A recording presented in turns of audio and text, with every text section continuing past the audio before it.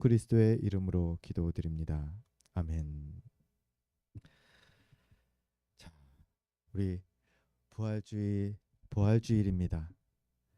아까 말씀을 양해를 드렸다시피 한 번 더 인사를 할 텐데요. 예수님 부활하셨습니다. 우리 옆에 분들하고 한 번만 더 인사 나누겠습니다. 예수님 부활하셨습니다. 부활하셨습니다. 감사합니다. 저도 청년 시절에 평신도 시절에 이 인사가 상당히 불편했던 기억이 많이 있습니다. 그럼에도 불구하고 순종해 주셔서 감사드립니다. 여러분, 어, 어떤 청년이 있습니다. 어떤 청년이 있는데요. 그 청년이 통장을 하나 만들었습니다. 해외여행을 가겠다라는 희망의 부푼 꿈을 갖고 통장을 만들었습니다. 이제 500만 원이 채워지면 내가 이걸 가지고서 이제 저기도 가고 뭐 아주 근사하게 해외여행을 해보겠다. 그런 각오로요. 여러분, 이게 희망이라는 단어죠. 이게 소망이라는 단어입니다. 어떻습니까? 희망이라는 단어는 우리에게 긍정적인 마음을 줍니다. 그 청년도 통장을 만드는 그 순간에 설레었을 겁니다. 차곡차곡 다달이 쌓여가는 그 통장을 보면서 무척 뿌듯했을 겁니다. 이게 희망이고 소망이죠. 그런데 여러분, 희망이 있다고 해서 그 현실이 아주 화려할까요? 아니요. 현실은 그렇지 않았다라는 거예요. 그 다달이 그것을 넣기 위해서 직장 상사의 갈굼을 그 오롯이 받아야 됐고 열정페이를 요구하는 회사에 이게 따라가야 됐죠. 다달이 또 지불할 게 얼마나 많습니까? 뭐 학자금 대출 상환부터 시작해서 뭐 다달이 월세에다가 뭐 친구들 만나면은 조금씩 써야죠. 뭐 뭐예요? 경조사비도 많이 들죠. 그러고 나면은 남는 게 없죠. 상황은 긍정적이 아닐 수가 있습니다. 그럼에도 불구하고 희망이라는 거를 우리가 가지고 있기 때문에 그 모든 것을 견뎌내는 거죠. 오늘 본문도 이 희망에 대한 얘기를 합니다. 소망에 대한 얘기를 합니다. 사도 베드로전서는 사도 베드로가 기록한 그 서신인데요. 근데 이 베드로전서를 기록했을 당시 그 시대의 분위기가요. 이렇게 소망을 얘기하고 희망을 얘기하는 그런 분위기가 아니었다라는 거예요. 우리가 잘 아시죠? 네로 황제 아시죠? 로마의 네로 황제. 그 네로 황제가 다스리던 시대에 이 사도 베드로가 이 베드로전서를 기록합니다. 특히 기독교의 대박해를 이 네로 황제가 주도합니다. 기독교에 큰 박해가 일어납니다. 예수님 믿냐? 예수 따르냐? 그리스도인이냐? 그러면 잡아갑니다. 뭐 그 가족을 막 멸합니다. 생명까지도 빼앗습니다. 그러한 일들이 비일비재하게 일어났던 대박해 시대에 이제 성도들이 로마 교회에 있던 성도들, 예루살렘 교회에 있던 성도들이 뿔뿔이 흩어지게 됩니다. 몰래 숨어서 신앙생활하기 위해서 저 타지방으로 갑니다. 그때 그들을 위로하기 위해서 기록한 서신이 바로 이 베드로전서입니다. 그런데 그 내용이 뭐예요? 소망이요. 희망이라는 겁니다. 현실과는 정반대인데요. 그 소망을 베드로가 그들에게 말하고 있습니다. 어떤 소망입니까? 이 땅에서 잘 될 것이다. 너네는 이제 곧 이게 모든 것 다 없어질 거야. 물론 이런 소망 또한 베드로가 말합니다. 5절에서 그러한 내용을 얘기합니다. 하지만 그 소망이 다가 아니라는 거예요. 그 소망을 4절에 보니까요. 썩지 않고 더럽지 않고 쇠하지 아니하는 유업, 이것과 반대가 지금 이 세상에서의 그 소망입니다. 썩어질 소망이라는 거예요. 더럽혀질 소망이고요. 언젠가는 쇠하여질 소망이 지금 이 땅에서 우리가 사람들이 추구하는 그러한 소망이라는 거죠. 새 집, 여러분 얼마나 좋습니까? 아, 나는요 평생 소원이 집장만 하는 거예요. 그것도 새 집에서요. 그럴 수 있죠. 기도하십시오. 제 지인 중에 한 분이 요 근래에 새 집에 들어갔습니다. 그래서 그분도 처음이었어요. 새 집에 들어가는 건. 그래서 저를 만나자마자 집 자랑을 하기 시작합니다. 아니, 자랑이 아니라 자기가 신기한 거를 막 얘기해요. 여러분 요즘 새 집 어떤지 아시죠? 헬스장이 아파트 단지에 기본적으로 있습니다. 헬스장, 탁구장도 있대요. 거기까지는 옛날 집도 있습니다 할 텐데 수영장도 있답니다. 수영장도 있는 집이래요. 아파트 25평 사실 들어가셨는데 수영장도 쓸 수 있답니다. 그뿐이 아닙니다. 그 가정마다 이게 스마트폰에다 앱을 하나 깔면은 엘리베이터를 그걸로 부를 수가 있대요. 냉난방기도 그걸로 컨트롤이 되고 뭐 전기 등도 이게 그걸로 다 이게 조정이 되고 뭐 커튼도 그걸로 된대요. 딱 누르면 커튼이 쫙 열리고 닫히고. 언젠가 우리도 그런데 살아보면 좋겠습니다. 이게 소망이죠. 아 근데 여기까지면은 저도 많이 안 놀랄 것 같아요.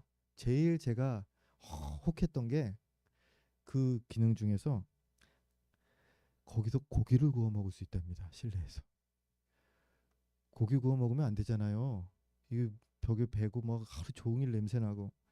근데 각 방마다 환풍기가 있대요. 그래갖고 거기 그걸 틀어놓고서 잠깐 고기 구워 먹고 나갔다 나오면 거의 냄새가 없어진다는 거예요. 뭐 아시는 분은 아실 거예요. 이게 얼마나 대단한 건지. 이게 나름 소망이죠.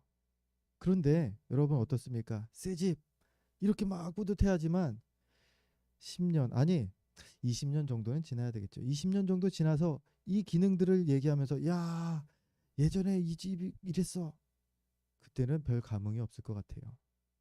지금이야 새 집이지만 뭐 5년만 지나도 이걸 새 집이라고 얘기하는 사람은 없어요. 그냥 헌집, 옛날 집, 그냥 뭐 살던 집. 이게 이 세상의 소망이라는 겁니다. 성경이 언젠가는 썩어질 거고 언젠가는 더러워질 거고 언젠가는 쇠퇴하게 될 그러한 소망. 이게 세상 소망이다 말하는 것이죠. 우리들도 우리 삶이 그렇죠. 10년만 지나도 지금 뭐 꿈을 쫓아서 지금의 좀 수고를 노고를 좀 견디고 있는 젊은 세대 분들도 10년이 지나면은 현실을 마주하게 되죠. 현실과 타협하게 됩니다. 아니 여기서 제일 나이가 어린 저희 딸이 제일 어린데요. 초등학생인데 그 아이도 30년 지나면 아줌마 소리 들을 거예요. 30년 후에 여러분은 어떨 것 같습니까? 모든 것이 다 변하게 될 것이고요.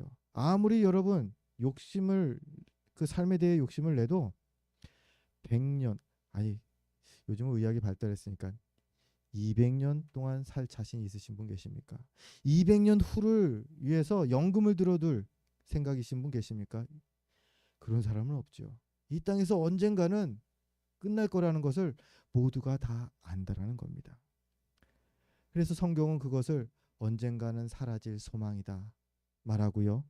반대로 그 소망은 언젠가 끝나는 거니까 영원한 소망을 살아있는 소망을 너희가 잡아라. 오늘 사도 베드로는 우리에게 그것을 권면하는 거죠. 그 소망이 무엇입니까? 바로 장차 우리가 부활하게 될 것이다. 그리고 나서 그 부활한 몸으로 저 하늘나라 본향에 가서 영원히 우리 주님과 살게 될 것이다. 이것이 오늘 사도 바울이 얘기하는 산 소망이라는 것입니다. 오늘 본문 3절입니다. 우리 3절 말씀 같이 한번 좀 읽어보겠습니다. 우리 함께 읽습니다. 우리 주 예수 그리스도의 아버지 하나님을 찬송하리로다. 그의 많으신 긍휼대로 예수 그리스도를 죽은 자 가운데서 부활하게 하심으로 말미암아 우리를 거듭나게 하사 산 소망이 있게 하시며. 살아있는 소망. 여러분 하늘 유업을 여러분이 받게 되는 겁니다. 무엇으로요? 우리가 거듭나는 믿음으로 말미암아. 근데 증거가 무엇입니까? 어떻게 합니까? 어떻게 우리가 부활할 것을 확실합니까? 부활한 사람이 있습니까? 성경은 딱 한 분을 그 증거로 말합니다. 바로 2000여 년 전에 죽은 장사한 지 사흘 만에 다시 부활하신 예수 그리스도. 그분이 우리 또한 다시 부활하게 될 거라는 그 증거다. 성경은 그렇게 말하죠. 그것이 고린도전서 15장 20절에 나온 말씀입니다. 제가 대표로 읽어드립니다. 그러나 이제 그리스도께서 죽은 자 가운데서 다시 살아나사 잠자는 자들의 첫 열매가 되셨도다. 부활하는 자들, 잠자는 자들의 첫 열매가 되셨다라는 겁니다. 그게 무슨 뜻이에요? 두 번째, 세 번째, 네 번째 그 다음 열매들도 있다라는 거예요. 누가요? 바로 예수를 그리스도로 고백하는 모든 믿음의 자녀들이 말이죠.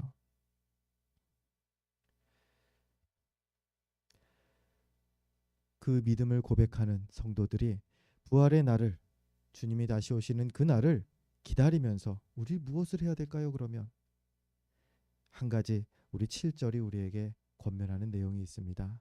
우리 본문 7절을 보면서 같이 그 내용을 읽어보려고 합니다. 우리 7절 말씀입니다. 너희 믿음의 확실함은 불로 연단하여도 없어질 금보다 더 귀하여 예수 그리스도께서 나타나실 때에 영광과 존귀를 얻게 할 것이니라. 아멘. 믿음의 확실함이라는 것입니다. 확실한 믿음, 그 믿음이 우리가 장차 주님이 다시 오시는 그날, 우리가 부활하게 될 그날을 위해서 준비해야 한다는 것이죠. 믿음의 확실함, 어떻게 확실하게 믿을 수 있는데요? 바로 산 소망, 우리 안에 살아있는 소망을 가질 때 그 믿음이 확실하게 우리 가운데에 세워진다라는 겁니다. 물론 이 땅 가운데에 우리의 이 믿음을 흔드는 세력이 있습니다. 어둠의 세력들이 우리에게 여러 가지 시험을 줍니다. 6절이 그 사실을 말합니다. 여러 가지 시험을 만나게 될 것이다. 그 말은요, 아무리 신실한 성도라도요, 다 시험을 당하게 된다라는 겁니다.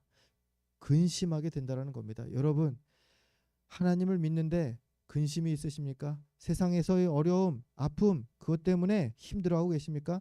여러분, 정상적인 겁니다. 힘들 수밖에 없는 그러한 삶이라는 겁니다.